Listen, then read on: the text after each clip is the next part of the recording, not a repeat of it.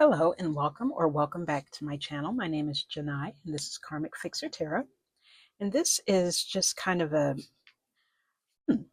not sure how to describe this. This is a reading that I was just kind of inspired to do based off of a conversation I had this morning. As I've been learning tarot and astrology and all the different these different modalities, um, I was looking into maybe some courses, looking into a tarot course or just kind of building my knowledge base. I've done a lot of independent study, and um, if I do say so myself, I think I've made a lot of progress. But um, I've always enjoyed being a student, and now that I've found something that I'm really, really fascinated by, something that I can apply myself to, I thought this would be a good opportunity to shop around for different courses. The past couple months or so, I have been looking for courses in, say, astrology and tarot, and I'm just kind of speaking with consultants or, I guess, people who are enrollment specialists and these sorts of things. And there's inevitably the brick wall of, tuition or costs for these courses. And it is a bit frustrating. Not necessarily that courses cost money or whatnot. I firmly believe in paying people for their expertise because knowledge is hard won. More often than not, when you apply yourself to something, it takes a lot of time, a lot of energy, a lot of times, a lot of money for study materials, for access to this knowledge. Knowledge tends to be gate kept to a certain extent, whether it's by lots of money or whether it's by other sorts of things that gatekeep things, institutions, things of that nature. So it can be hard to gain access to knowledge in any particular field, most specifically like specialized fields. Obviously, people have to go to college to attain degrees or certain access to certain information.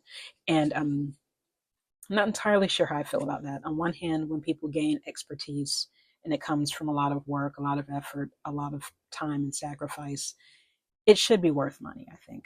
Or rather, there should be an energy exchange of money for that knowledge to an extent. But there's also that feeling that, there's so much human history, there's so much knowledge that's just in the world that it could change people's lives if they had access to it. And it seems kind of a shame to gatekeep that sort of access to maybe life changing, life expanding knowledge. So I understand both sides of it. And, I can be of two minds of it by and large, but ultimately, um, with the advent of things like the internet and the access that we have more than ever in human history to knowledge, I do kind of resent when knowledge is gate kept. So suffice it to say, I'm somebody who's really into self learning. Ultimately, I stepped away from, I guess, both of these opportunities mainly because I couldn't quite afford it. But there's also that part of me that's like, well, there's all this information. I was looking into tarot course or, astrology course before that. And we live in an age where knowledge is accessible more than it's ever been. There's still a degree to which it's gate kept, but it's not as gate kept as it used to be. You can go online and find access to information that maybe you couldn't have 30 plus years ago. Um, and there's also libraries, of course. I used to work at a library. Used to be a library assistant, children's librarian, that sort of thing. Um, so I'm 100% an advocate for going out, learning something, doing research rather, and there's more knowledge at our fingertips than we're led to believe. And you don't necessarily have to pay an exorbitant amount of money for knowledge, especially if realistically you can't afford it. So I think that was something that I had on my mind. I really don't know what kind of reading this is going to be. I think I had a question in mind for Spirit as to how do we, as a collective or as individuals who want to enrich ourselves, learn a skill, expand our knowledge base, how do we gain access to wisdom, knowledge, education if we don't quite have a lot of money for it if we can't pay tuition someplace. And I guess I was looking for some insight into what are the best ways to be a self learner. And I don't necessarily know if I need to do a tarot reading on that, but you know, I think that's one of the things I like about tarot. There are no stupid questions for spirit, I don't think. You can go to the cards and, you might find some insight. Usually I do, which is why I enjoy tarot. So I think that'll be the query. I kind of had something else on my mind, which was maybe going to be a separate rant. I don't necessarily want to hold you if you're here watching. I don't get a whole lot of engagement on my channels, so it's a very strong certainty that you're literally the only person watching this. So thank you so much for watching. And so it'll just be us here. So I'm going to ask Spirit a query. So Spirit, what is the best way for us as a collective of curious people, a collective, or even as individuals, what's some advice you can give us for attaining knowledge or attaining an education when we don't have a lot of money, for example, to throw at it? I know there's a simple answer, just read books, go online, but I kind of would like just a little more insight into attaining knowledge in general, becoming smarter. And in these times, I think, populations of the world, the general citizenry throughout the world, no matter what country you live in, if you have access to knowledge, if you have access to wisdom, education, literacy, now's the time to make use of that knowledge. Now's the time to attain as much knowledge as you can. And I guess, again, my query, what's some advice, Spirit, that you have for us as we want to attain more knowledge, as we want to get smarter, grow in our expertise, grow in our knowledge base? What's some insight that you can give us on becoming more learned? I guess that's the question. Spirit, what's some insight, some advice, some wisdom that you can give us on becoming more learned individuals, even if we don't have a lot of money to apply to becoming more learned? I hope that's a question that makes sense or resonates with you out there. Let me adjust my camera. We're going to pan down. Did a little shuffle here. I might do one more little shuffle. I don't know if you can see my floor any at all. I forgot to vacuum before I started. Hopefully it won't be a big of a distraction. Okay, all right, Spirit. How do we as a collective or as individuals go about becoming more educated, more knowledgeable, if we don't have a lot of money for education? Okay, so we'll cut here.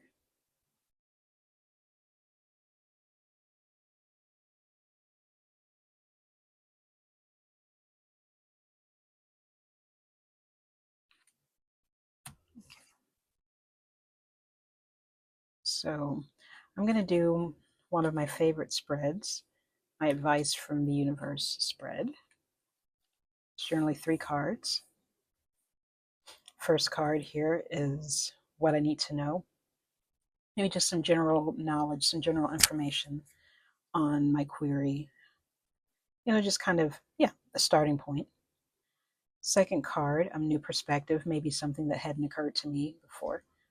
Pardon my vanity with my rub here. A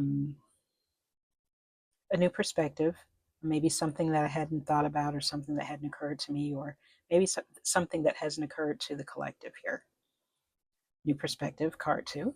And card 3 is an action step, usually something practical that one can put into practice, or a mindset that can help you find a practical solution to the query. So we'll start there. Let's take a look at our first card, the Hanged Man, and our what we need to know. And this is interesting. Hanged Man, I guess we'll go ahead and uncover all three of these cards and I guess just kind of start getting a feel for what Spirit has to say to us. So, Hangman comes in the first position, the what I need to know.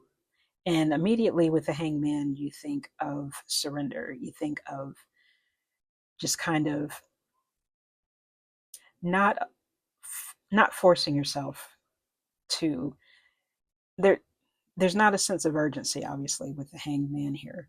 So I think one of the things that puts a lot of pressure on us as far as gaining information, gaining knowledge, is feeling like we have to have it right away. I think there's a feeling of urgency, and this kind of touches on another thing that I was ranting. One thing that I had in mind that might have been a rant. I try to curtail my rants, but the thing about online courses, for example, online courses are kind of a fertile ground for feeling like you have to buy a course in order to unlock a certain knowledge base. I tend to fall prey to a lot of these, unfortunately, this mindset of there's this one place where you can get a very specific type of knowledge and it's going to cost X amount of dollars and I got to jump at this opportunity. I think the Hangman represents the opposite of that, that you should be willing to be a lifelong learner, particularly if it's something that's of interest to you, a subject or a field or knowledge base that's of value to you. Um, I think it's realizing that there isn't a rush to obtain all of this information. I know a lot of times the primary driver for learning for a lot of us is for professional development, professional growth. Maybe we want a certification or a degree or whatnot that'll give us a credential that will help us earn more money, help us get a specific type of job. So there can be that piece of urgency, that feeling that I've got to do X, Y, and Z. I've got to apply this knowledge immediately. I've got to attain it in as short a time possible so that I can maximize it, commodify it, make a living with it ASAP. I think the Hangman represents maybe moving away from that mindset. If it's something that you're going to learn, something that is a fascination to you, something that means something to you, maybe let go of the rush to attain that knowledge. I mean, I'm finding myself in this particular, this resonates with me as somebody who's into tarot, somebody who's learning astrology, somebody who really is into those different modalities of divination. And on one hand, each of the courses, of course, that I looked into, one for astrology, one for tarot, are promising either certification or just some sort of access to, a credential about, around these sorts of arts. And the prospect of making a lot of money in a relatively short amount of time because you've gone through this course, you've changed your mindset on earning money, you have this new knowledge base, and you can go out and you can flip it for profit, almost immediately. And they attach a sense of urgency to attaining knowledge. But maybe we should move away from urgency as far as gaining knowledge because you probably always want to be a lifelong learner. At least I do. There's always something to learn. If you reach a point where you don't have anything to learn, you might be at a standstill. And maybe that's another thing that this Hangman can represent. Reaching a place where maybe you feel like you've attained all the knowledge that you need, and that in and of itself can be a trap. So I think there's multiple ways we can look at this card. On one hand, letting go of a sense of urgency around, say, getting a new certification, letting go of a sense of urgency around meeting certain metrics, letting go of that urgency, and also resisting the urge to only learn for the sake of commodifying what you know. Because if you reach a point where you're not learning for its own sake, maybe you back yourself into a corner, maybe you box yourself into a situation where you're kind of just hanging there, you're immobile, you're kind of in a place where else can you go? So you don't want to limit yourself by only attaining knowledge with the end in mind, with, say, a certification in mind, more money in mind. Maybe we should start looking at learning, growing knowledge as an end unto itself that's worthwhile, whether it's attached to a promotion, a certification, or an advancement monetarily. So that's what I got from this first card, this things to know. So this is a really interesting card to be first up. Okay, so the second card is a new perspective. And Page of Pentacles, I don't think anything represents newness quite as much as a page does in a tarot reading. And the page, it's sort of a very elemental energy. It's adopting, I guess, a beginner's mindset. I think it kind of follows along with what I kind of got to with this card. It's being willing to learn, being willing to be in a position where you are starting fresh, even if it's a field that you have some knowledge in, something that you're already fascinated with. Maintaining an openness to it, maintaining the awe that you have about that subject. A new perspective is being willing to commit to being a lifelong learner, being willing to commit to being somebody who always has something to learn, something to gain. The Page of Pentacles, or the Pentacles themselves, tend to represent, usually the first association, of course, with Pentacles is money, is resources, is the physical, tangible resource. But I think this can also represent anything anything that pertains to your physical life. And this could be the intangibles of, say, a knowledge base, a skill set, um, information or knowledge, rather, that you attain over time through practice, through study, through mentorship.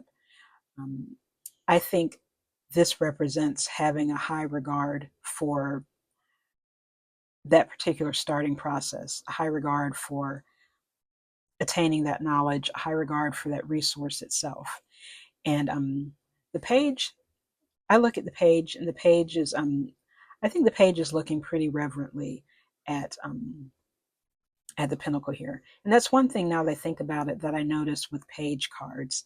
Um, there seems to be a reverence with which they regard their respective element. If you think about the Page of Wands, the way that they're regarding the wand, the cup, where they're regarding the cup with the Page of Cups. And I think that applies here. So I think there's a reverence that one should have for the opportunity itself to learn. So I think we should really, as far as a mindset, as far as a culture, maybe step away from attaining knowledge just as a means to something else, just as a means to a better job or a means to more money, but the knowledge itself being priceless, because no one can take your knowledge from you. If you went to school paying student loans, it's me here, this person paying student loans. Um, Even if, I don't know where I was going with that, but mainly no one can take away the knowledge once you've attained it. Um, it's priceless, just the attainment of that knowledge. And I think that is worth being valued, worth regarding, and worth respecting.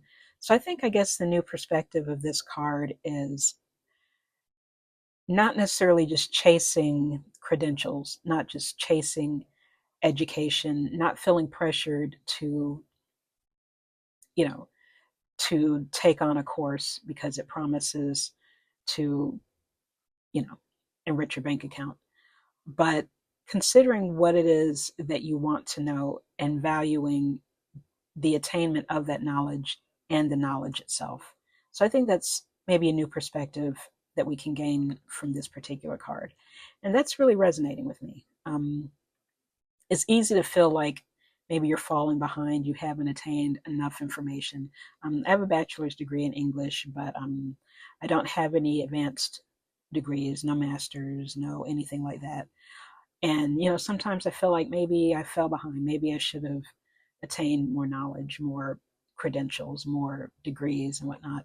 But I think there's also something to be said for appreciating what it is you already know.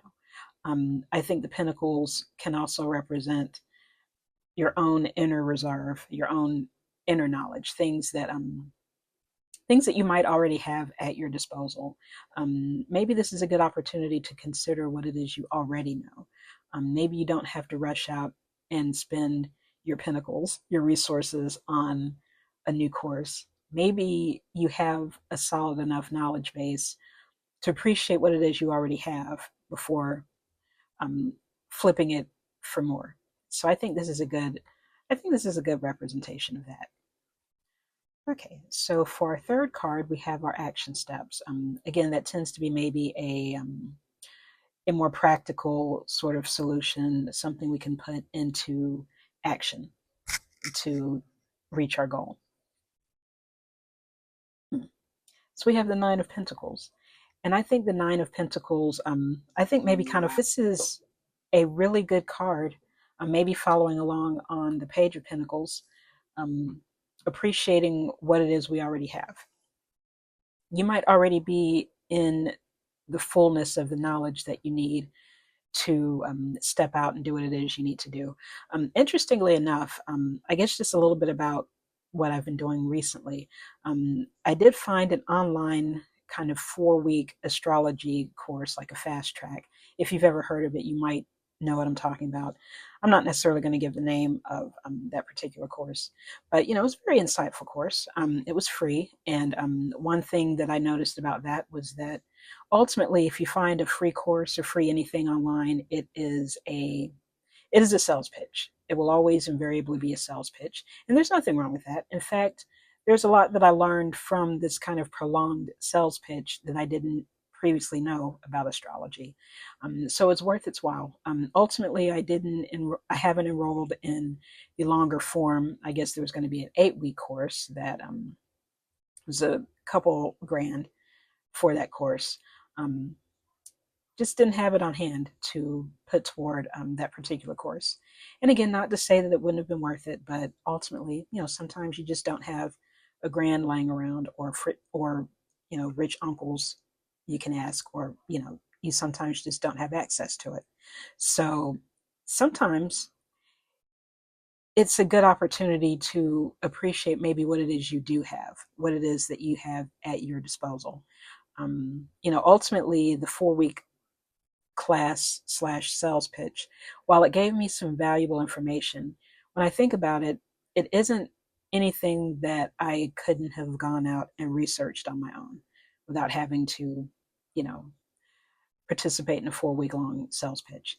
And, that's fine. There's nothing wrong with that at all.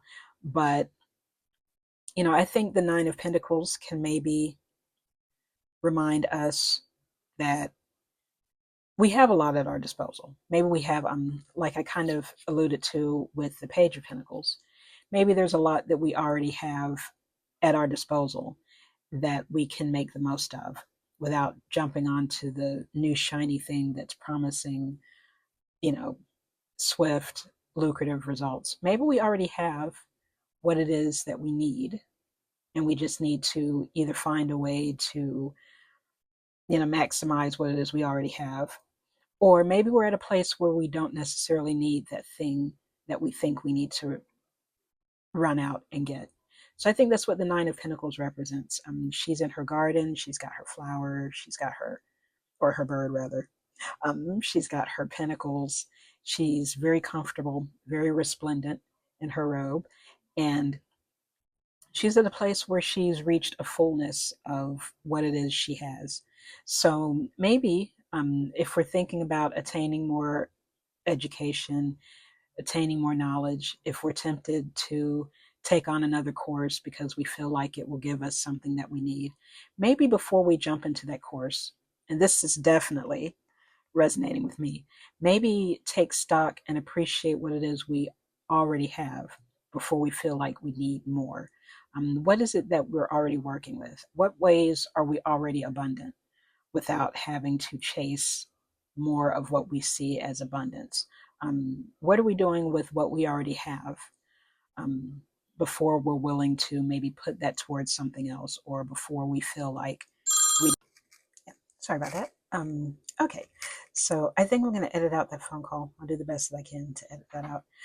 But yeah, I think the Nine of Pentacles can represent being satisfied, being confident, being full in what it is we already have before we try and reach out and attain more. I'm definitely guilty of this. I'll see a course that looks really fascinating and I maybe commit to it. I've had courses in the past that I've committed to, but unfortunately I hadn't been able to make the financial commitment to it. And that can be pretty embarrassing. It doesn't do any wonders for your credit score, or, it's just kind of one of those things where, I leapt before I looked.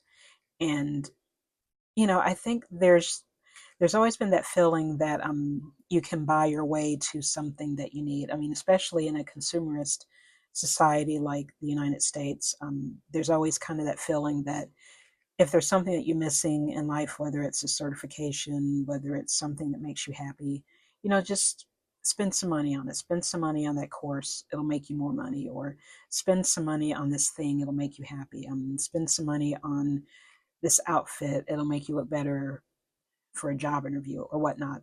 There's just kind of this feeling that, you have to consume, you have to purchase, you have to obtain something outside of yourself to get something that you really want. But I think this card represents taking stock of what it is you already have.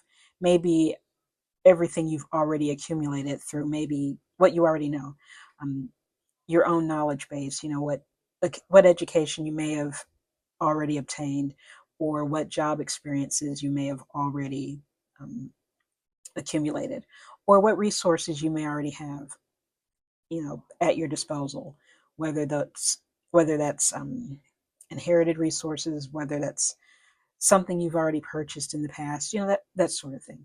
I think you know where I'm going with these. So yeah, I think this is a card that represents satisfaction, that represents enjoying what you have, um, in a way that's not, in a way that doesn't feel stingy, or in a way that doesn't feel gluttonous. She's very comfortable. She looks very serene outdoors, enjoying nature, appreciating what she's already accumulated. And I think there's a level of gratitude to this card also. Lady Pentacles looks like she's just really enjoying where she is in her life and what she has at her disposal, what she's surrounded by. So I think this is a really interesting action step. Taking stock of what it is we already have, making the most of what it is we already have, and appreciating what it is we already have without maybe trying to jump into a new course, without feeling like we need to spend more to gain more, that sort of thing. And that's kind of a challenging mindset to combat in a country like the US, maybe other countries around the world where, we live in consumerist societies. So yeah, so that's these three cards here. And one thing that I like to do to close out a reading is pull from the bottom of the deck. I think some people maybe pull from the bottom of the deck at the beginning of the reading. It's tarot. You can kind of just do what your intuition tells you is best. But yeah, the bottom of the deck card for me tends to be kind of like a throughput, maybe something that punctuates the reading, maybe an underlying theme of the reading, or just something to give it another little edge, another little, you know, point of resonance. So here's the deck, and let's take a look at who we have at the bottom. Oh, the Two of Wands. I like the Two of Wands. Two of Wands is a very sort of exploratory card, I think. You're not necessarily stepping out just yet, but you are taking stock of what's in front of you.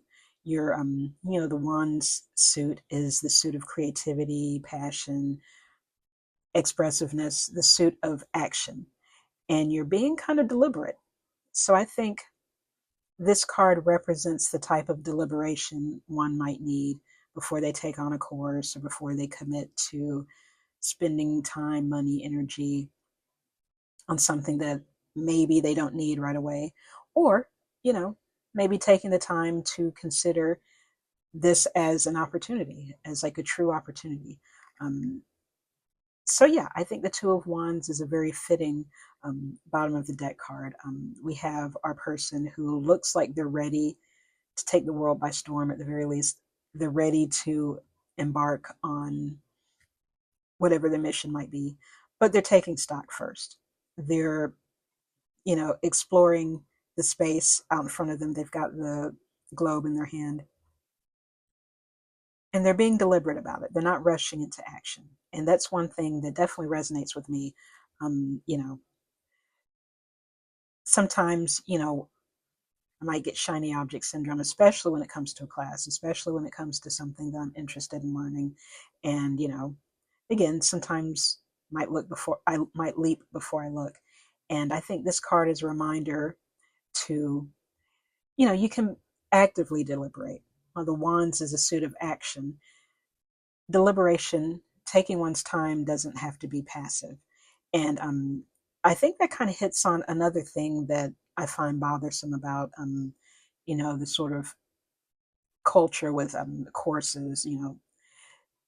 There's that kind of manufactured sense of urgency where they can give, they've got the fee, they've got the tuition for the course that they're offering, and they understand that it's expensive, but they kind of also want to place a sense of urgency as like, if you're willing to commit today, I can knock off half of this, or blah, blah, blah, blah.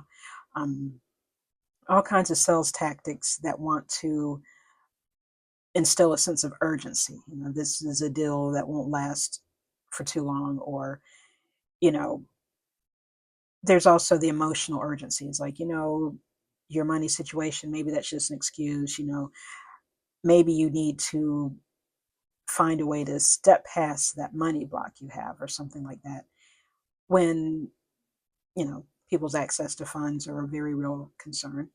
I think maybe I'm kind of thinking about the call that I had today about a course I was interested in.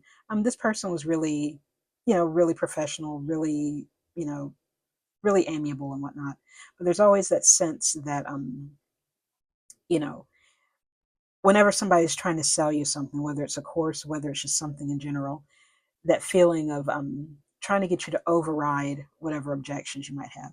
Or if you're into sales at all, if you've ever had a sales job, there's probably a whole sheet of guidance on how to overcome objections.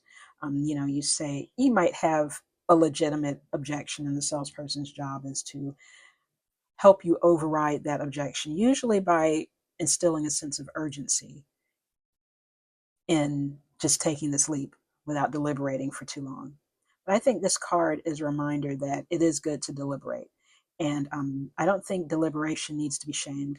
I think people have gotten better, gotten away from that as a sales tactic, but once upon a time, it's definitely that edge of shaming somebody into taking, you know, overriding any objections they have. The hard sell to make you feel like you have to jump on this project. I have a few stories about that also involve my mother. I won't get into that here. That might be like a separate. Where my mother, she was always a hardworking person, always resourceful, always looking for ways to develop and grow and whatnot. And I think she fell prey to a lot of sales tactics of people trying to get her to override her sense of caution by instilling a false sense of urgency. And that's a sales tactic that I really, really disdain, that I really, really dislike. And I think I hope people don't use that as much anymore, but once upon a time that was really, really bad. And I think this card represents being able to not fall for urgency. Things aren't always as urgent as the salesperson, the person who's running the course, or the person who's trying to sell you their services wants you to think it is. So I think this card is a reminder to be deliberate, be active. Again, deliberation does not connote inaction. It's a response instead of a reaction. Um, this card, this card invites us to respond to the world around us, to take notice of our place in the world, and the impact that we want to have and what it'll take to have that impact. So this is a card of active exploratory deliberation, you know, looking before you leap, I think. So yeah, this was a very good card for that. And yeah, that was just kind of a reading that I had on how to go about, attaining more information or more education, or just how to grow as an individual, grow your knowledge base. What are some things that spirit might remind us of if we're, say, looking at jumping into an online course or jumping into a business opportunity or taking a leap of faith in any way. Now, this might be a random kind of an oddly specific query, an oddly specific topic for reading. So I hope it resonated with you. I think it resonated with me, and so this will be something that I consider. Usually, I'll go over a reading that I've done, a recorded reading, and do a write up for it on my Substack. Usually that comes out maybe within a week or so of me posting the video. So if you're interested in my longer form content, you can take a look at my Substack. That is Karmic Fixer Tarot on Substack. I feel like I channel a little bit better by writing, and a lot of times writing out these readings will open up another level of insight that didn't come right away in real time. So if this reading resonated with you at all, you might be interested in reading the longer form of it um, in my Substack. But otherwise, if this video is something that you found interesting, please consider giving a like. And, if those likes add up to multiple videos, please consider subscribing. And thank you so much for joining me here on my channel. Again, this is Karmic Fixer Tarot with Janai. And until I see you again, I hope you have a great day. Talk to you soon.